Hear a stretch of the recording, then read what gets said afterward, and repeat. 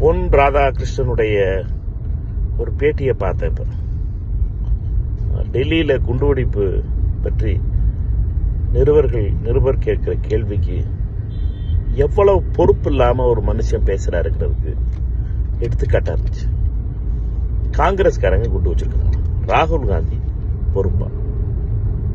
ஒரு மத்திய அமைச்சரா இருந்த மனுஷன், நாடாளுமன்ற உறுப்பினராக இருந்த மனுஷன் 2 தடவை மக்களால் ஏன் நிராகரிக்கப்பட்டாருங்கிறதுக்கு காரணம் இப்ப தெரியுது.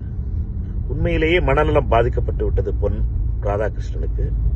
அவரை நல்ல மனநல மருத்துவரிடம் காட்ட வேண்டும். டெல்லியில குண்டுவெடிப்பு என்பது 13 உயிர்கள் போயிருக்கு. இதற்கு பொறுப்பு அமித்ஷா இருக்க வேண்டும். அவர்தான் உள்துறை அமைச்சர்.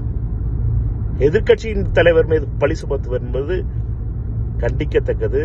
பொன் ராதாகிருஷ்ணன் போன்றவர்களை நல்ல மனநல மருத்துவரிடம் காட்ட வேண்டியது மிக அவசியம்.